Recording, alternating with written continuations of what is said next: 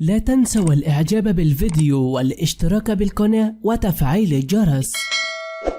انهيار وبكاء زوج الأميرة جواهر بنت بندر. عرفت الأميرة جواهر بنت بندر بمحمد بن عبد العزيز آل سعود بمكانتها المرموقة في المجتمع السعودي وسيرتها العطرة، وهي مؤسسة شركة أمواج المتقدمة للتطوير العقاري في المملكة العربية السعودية، والتي أسهمت من خلالها في دعم قطاع التطوير العقاري. الجنسية سعودية، بلد الإقامة سعودية، وكانت الأميرة الراحلة تحظى بتقدير واسع بين الأوساط الاجتماعية والأسر المالكة لما عرف عنها من تواضع وحسن سيرة. هذا الإعلان عن نبأ الوفاة صدرت الأميرة جواهر بنت بندر بن محمد بن عبد العزيز آل سعود قوائم البحث، فيما غطت منصة التواصل الاجتماعي بآلاف التغريدات والمشاركات التي ترحم فيها المغردون على الفقيدة وتدعو لها بالرحمة والصبر لأسرتها الكريمة، رحمها الله وأسكنها فسيح جنتها، حيث أن الأميرة جواهر بنت بندر من المعروفين في السعودية، وبكت عليها ملايين محبينها. أخبارها محزنة، حزن عليها القلوب، رحمها الله.